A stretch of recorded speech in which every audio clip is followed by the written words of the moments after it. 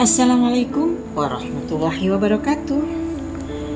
Guys, kita lanjutkan kisah Nabi Salehnya ya, yang bagian yang keduanya.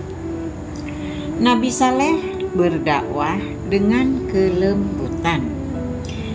Nabi Saleh alaihi salam menasehati kaumnya, adakah kalian akan dibiarkan tinggal di sini, di negeri kalian ini dengan aman, di dalam kebun-kebun, mata air, tanam-tanaman dan pohon-pohon kurma yang mayangnya lembut.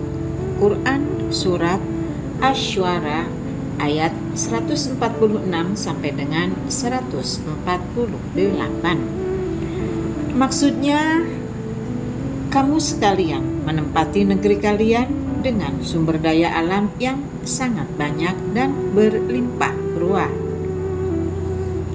Selanjutnya Nabi Saleh berkata kepada kaumnya, dan kalian pahat sebagian dari gunung-gunung untuk dijadikan rumah-rumah dengan rajin, maka bertakwalah kepada Allah dan taatlah kepadaku, dan janganlah kalian menaati perintah orang-orang yang melewati batas, yang membuat kerusakan di muka bumi dan tidak mengadakan perbaikan. Quran Surat Al-Syu'ara ayat 149 sampai dengan 152. Nabi Saleh juga berkata kepada mereka, wahai kaumku, sembahlah Allah. Sekali-kali tidak ada bagi kalian Tuhan selain Dia. Dia telah menciptakan kalian dari bumi, tanah, dan menjadikan kalian pemakmurnya. Quran Surat Hud ayat 61. Maksudnya, Dialah Allah yang telah menjadikan kalian hidup di muka bumi dan menjadi pemakmurnya. Allah telah memberi karunia kepada kalian di bumi dengan berbagai macam tanam-tanaman dan buah-buahan. Dialah Allah yang Maha Pencipta dan Maha Pemberi rezeki. Dialah Allah, Tuhan satu-satunya yang berhak disembah dan tidak ada Tuhan selain Dia. Selanjutnya Nabi Saleh berkata, oleh karena itu, mohonlah ampunannya, kemudian bertobatlah kepadanya. Quran Surat Hud ayat 61. Maksudnya, tinggalkanlah penyembahan terhadap berhala. Terimalah Allah sebagai Tuhan yang berhak disembah. Kalau hal ini kalian lakukan, Allah akan menerima tobat kalian dan memaafkan kesalahan kalian. Setelah itu, Nabi Saleh berkata, sesungguhnya Tuhanku amat dekat rahmat-Nya, lagi memperkenankan doa-doa hambanya. Quran Surat Hud ayat 61. Selanjutnya, Allah Subhanahu wa Ta'ala berfirman, kaum Samud berkata, wahai Saleh, sesungguhnya kamu sebelum ini adalah seorang di antara kami yang kami harapkan. Quran Surat Hud ayat 62. Maksudnya, kami berharap akalmu sudah sempurna sebelum engkau menyampaikan ucapanmu itu yang mengajak kami untuk beribadah hanya kepada Allah dan meninggalkan Tuhan-Tuhan yang kami sembah, serta membuang jauh-jauh agama nenek moyang kami. Oleh sebab itu, mereka berkata, apakah kamu melarang kami untuk menyembah apa yang disembah oleh bapak-bapak kami? Dan sesungguhnya kami betul-betul dalam keraguan yang menggelisahkan terhadap agama yang kamu serukan kepada kami. Quran Surat Hud ayat 62. Ayat selanjutnya menjelaskan, Saleh berkata, "Wahai kaumku, bagaimana pikiran kalian jika aku mempunyai bukti yang nyata dari Tuhanku dan diberinya aku rahmat kenabian darinya? Maka siapakah yang akan menolong aku dari azab Allah jika aku mendurhakainya? Oleh sebab itu, kalian tidak menambah apapun kepadaku selain dari kerugian." Quran Surat Hud ayat 63. Kata-kata Nabi Saleh di atas merupakan sikap yang penuh kelembutan dari beliau. Hal itu beliau lakukan dengan ungkapan kata-kata yang indah dan penuh keluasan dalam menyeru kaumnya menuju kebaikan. Maksudnya, apakah kalian tidak memperkirakan jika realita yang terjadi adalah seperti yang aku katakan dan serukan kepada kalian? Apa pula yang dapat menyelamatkan kalian dari hadapan Allah sebagai akibat dari permintaan kalian agar aku tidak menyeru kalian untuk taat kepadanya? Tidak mungkin aku meninggalkan dakwahku ini, karena yang aku lakukan merupakan kewajiban bagiku. Jika aku meninggalkan dakwahku, tidak ada seorang pun dari kalian yang dapat menyelamatkan dan menolongku. Aku akan tetap mengajak kalian menuju Allah yang satu dan tidak ada sekutu baginya, hingga Allah memberikan keputusan antara aku dan kalian. Sikap kaum Samud kepada Nabi Saleh. Setelah Nabi Saleh menasihati dengan lembut, kaum Samud berkata kepada Nabi Saleh, "Sesungguhnya kamu adalah salah seorang dari orang-orang yang terkena sihir." Quran Surat Asy-Syu'ara ayat 153. Maksudnya, engkau Saleh adalah salah seorang yang terkena sihir sehingga engkau tidak menyadari apa yang engkau katakan dalam dakwahmu itu pada kami untuk menyembah hanya kepada Allah yang Maha Tunggal, serta menjauhi Tuhan-Tuhan selain Allah yang dijadikan sebagai sekutu-sekutu Dia.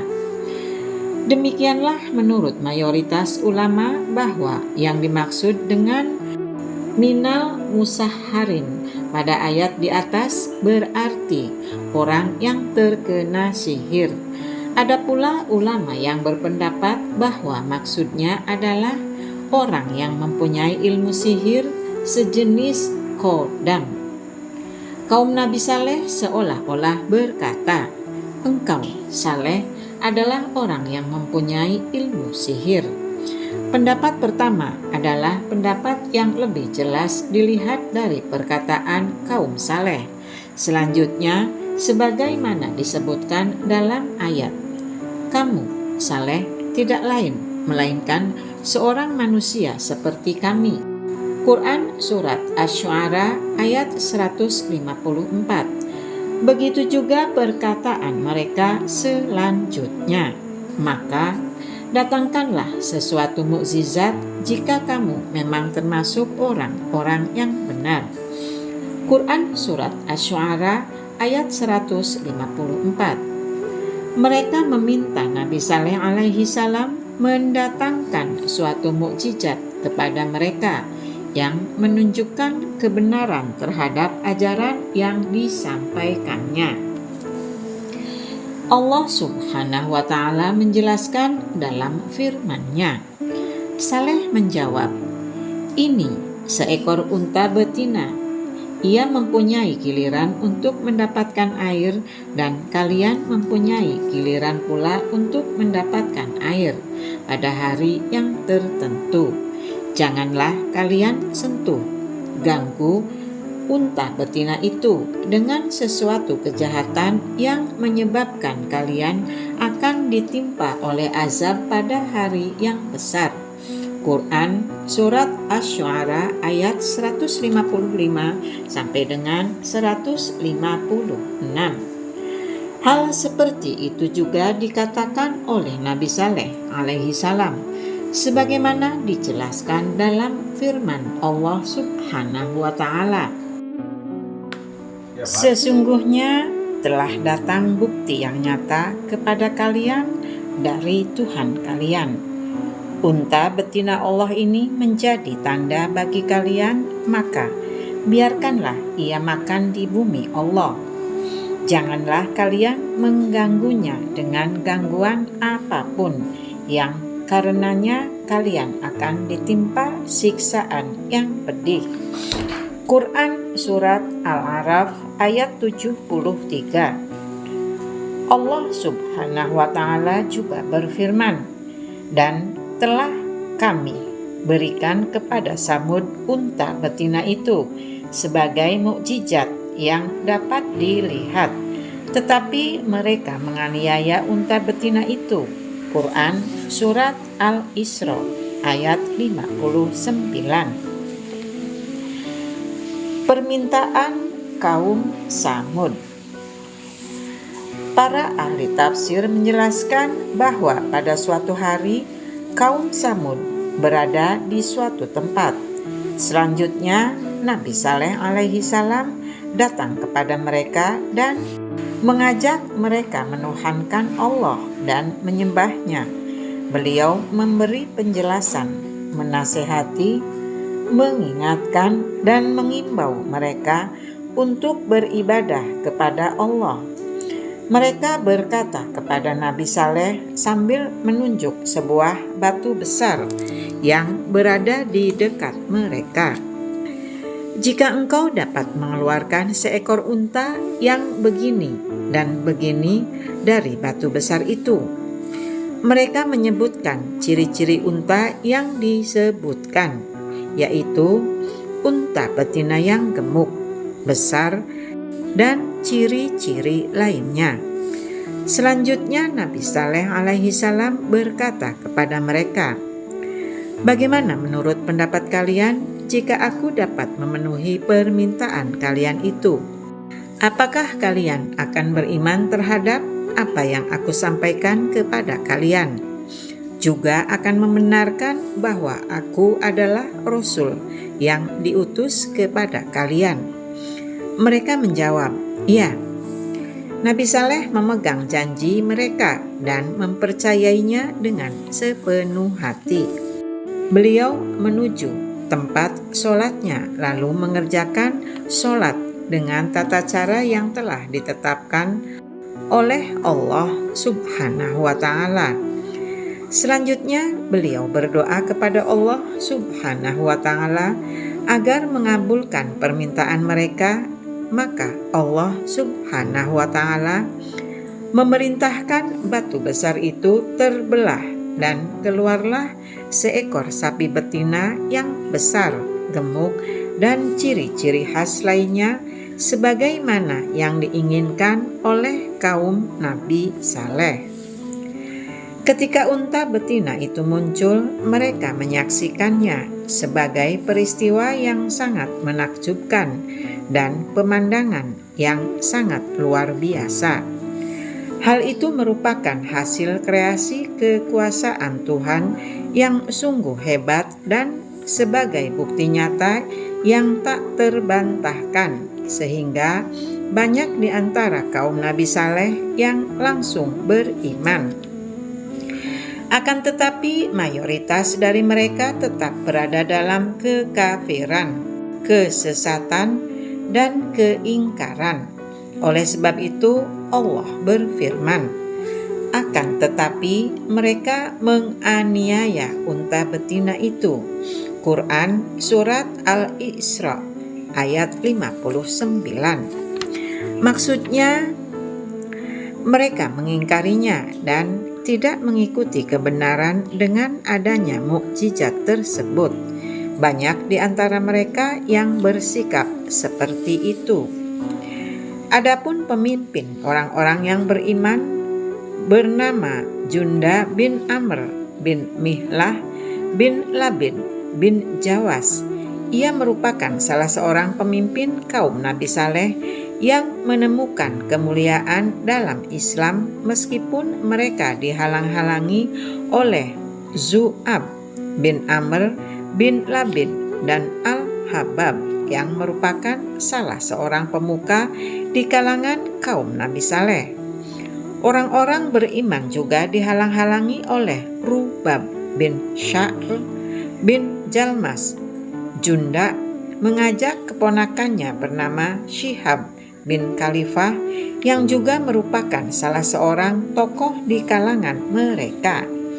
Sebenarnya ia tertarik dengan ajaran Islam, tetapi niatnya untuk masuk Islam dihalang-halangi oleh mereka. Akhirnya Syihab lebih memilih bergabung dengan kaumnya yang kafir itu. Hal tersebut menimbulkan respon dari seorang muslim yang bernama Mahrashi bin Ganamah bin Az-Zamil. Semoga Allah senantiasa memberi rahmat kepadanya. Itulah sebabnya Nabi Saleh alaihi salam berkata kepada kaumnya, "Ini adalah unta betina dari Allah." Quran Surat Al-A'raf ayat 64.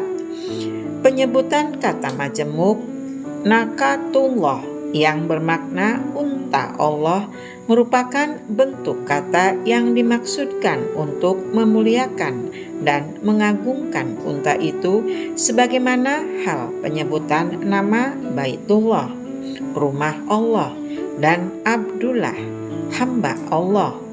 Adapun maksud tanda pada lanjutan ayat di atas menjadi tanda kalian.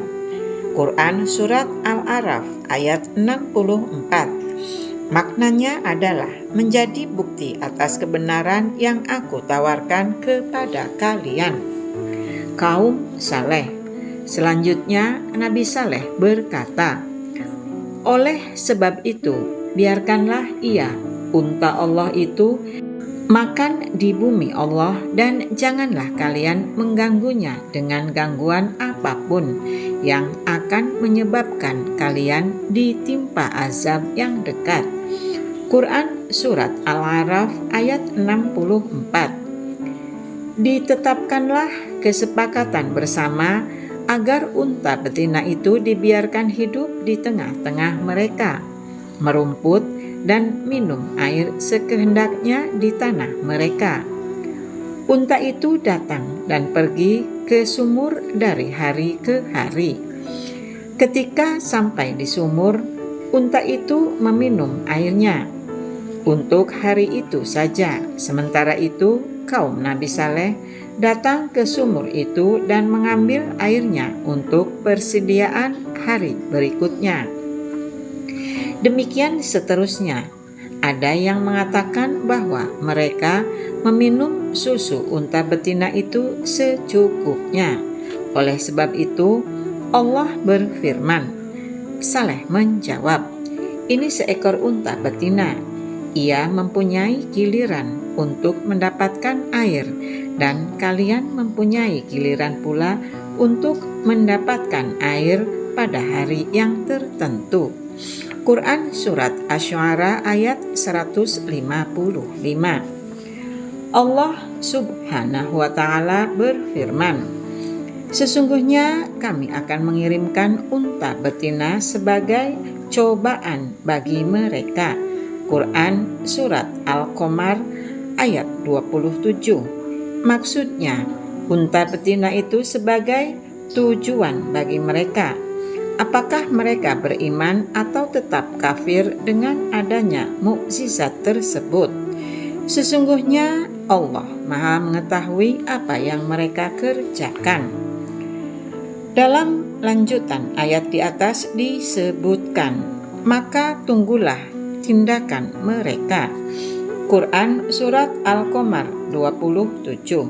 Maksudnya, tunggulah apa yang terjadi dengan tindakan mereka selanjutnya. Setelah itu ayat tersebut menyebutkan, dan bersabarlah. Quran Surat Al-Qamar 27. Maksudnya, bersabarlah atas tindakan mereka yang menyakitkan.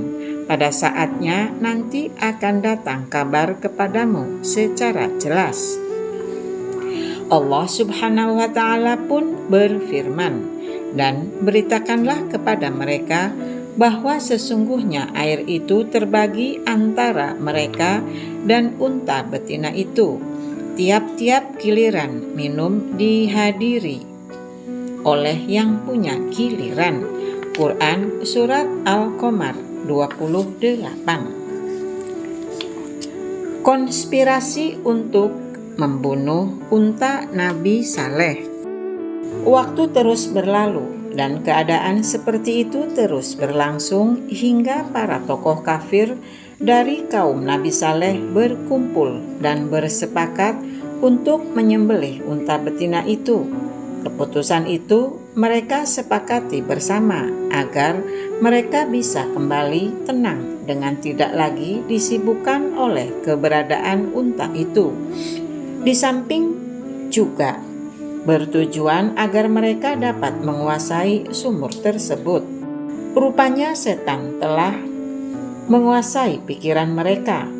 Allah Subhanahu wa Ta'ala berfirman, kemudian mereka sembelih unta betina itu dan mereka bersikap angkuh terhadap perintah Tuhan.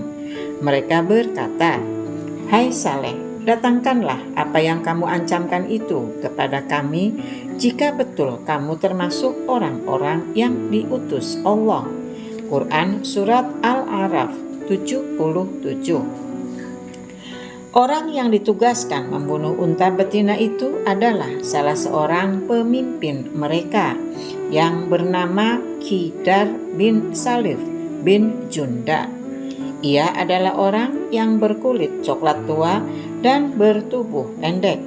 Ada yang mengatakan bahwa ia adalah anak haram yang merupakan hasil perzinahan di tempat tidur Salif.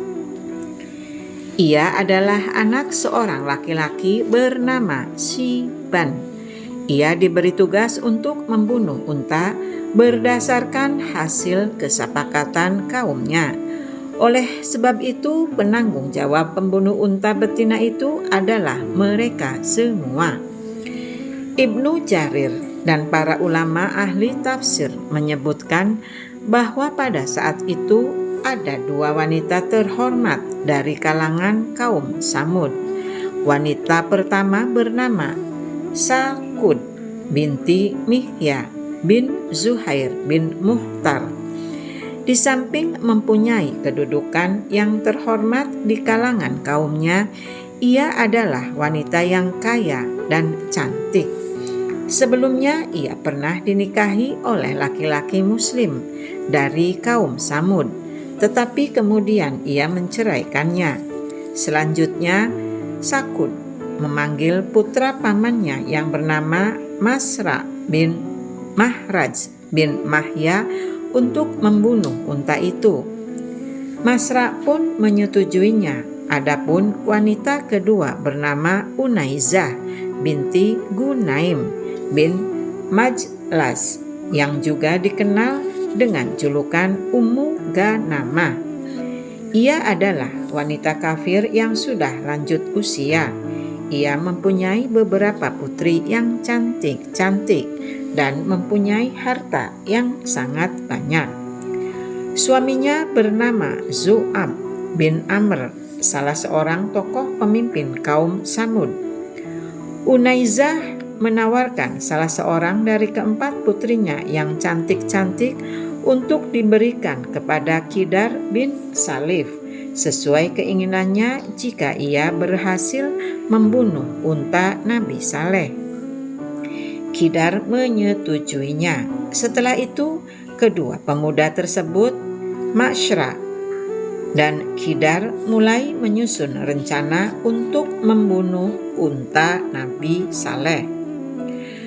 Kedua pemuda itu pun segera pergi ke kaumnya untuk mengutarakan rencana tersebut.